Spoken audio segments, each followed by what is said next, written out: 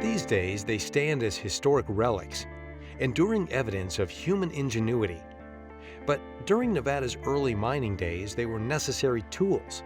Today, I'm just south of Ely, checking out the Ward charcoal ovens. Jordan, hi. Hi, how are you? I'm great, how are you? Good. Thanks for meeting me out here. No problem. This isn't a bad place to be on a day like this. Ward Charcoal Oven State Park's beautiful no matter what the weather is. Can we go take a closer look? Let's I've go heard look. so much about these. That's what we're here for. Let's go go, look man. at it. Jordan Adams is a park ranger with the state. He's working to preserve these fascinating man-made structures. Okay, so these things they're massive. Are these the biggest ones that we know of? These are some of the biggest in Nevada. Most of the other ones that we've seen throughout Nevada are a little bit smaller than these. And how big are they exactly? They are 30 feet tall by 27 foot wide. And they were built when? They were built in 1873 to 1876. They went into production. And how long were they in production? They were in production from 1876 to 1879. 3 years to build? 3 years to build, 3 years to run. And that was it. And then they were obsolete. The ovens were named for Nevada miner Thomas Ward in 1872. He mined for gold and silver by using charcoal to extract ore in nearby mines. Okay, so Jordan, give me the mechanics of how this thing worked and what exactly it did. They would bring pinyon and juniper trees from out there, and they would stack the wood vertically in the ovens. Huh. Now this oven would hold 35 cords of wood. And if you don't know what a cord of wood is, it's 4 foot by 4 foot by 8. So obviously once they came through that door, eventually it would get too full. That window was also a door to continue loading. The top, that's a chimney for the smoke jacks. Okay, so then they just burned all that wood. Once they got their wood in, they would ignite it, and then the door, they would actually had a steel door, and they would submit the doors closed. They just shut it closed, and this would get really hot. And there's 3 rows of vent holes that would allow the air to come in, and that's how they would control how hot it got. The beehive shape of the ovens reflected heat back to the center to avoid burning up the wood.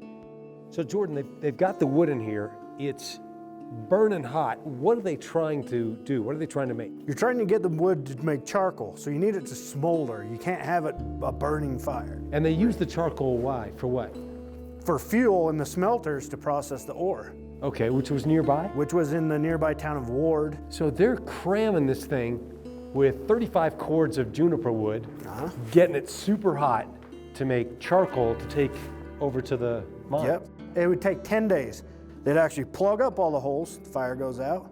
Then they'd start taking bushels of charcoal out and a horse and buggy 2.5 miles to the north. Now, why wouldn't they make these next to the mine? Why'd they make it here? They made it here because of the rock, and they figured it to be easier to move the charcoal instead of the heavy rock. And there were 6 of these going, so that's a lot of A wood. lot of heat.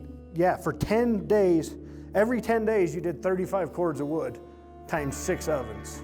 No wonder it only ran for 3 years. Yes, they were going a long ways to get wood by the end. How did they make the arc? How did they make the cone? That is one of those mysteries that we just not quite sure how they got the cone shape without it falling in. The history of all the ovens throughout Nevada that we know of, there's only really 2 groups of people that built them. So obviously they had the tricks.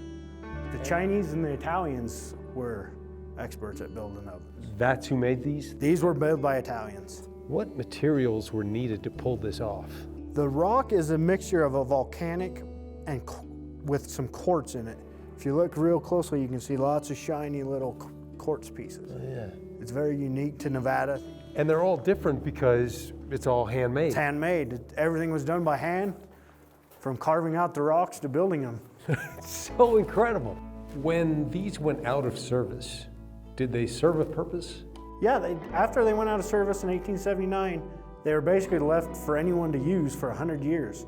So settlers would come in, get out of the weather, and there's even stories of stagecoach bandits coming in here and hiding out from the weather and the law. I would think so. How thick are these walls? They're basically 20-inch thick walls, so that's good insulation from the weather. Man, these guys knew what they were doing, didn't They they? did. They knew exactly how many rows they needed. They thought of everything before they built them, that's for sure. This area was privately owned by ranchers until 1956 and was designated as a state park in 1994. I've always wanted to see these. I've heard of these, And to have you take me around, you were just the guy for it, and I really appreciate it. No problem. Come again anytime. I certainly will. Thank you, sir. You're welcome.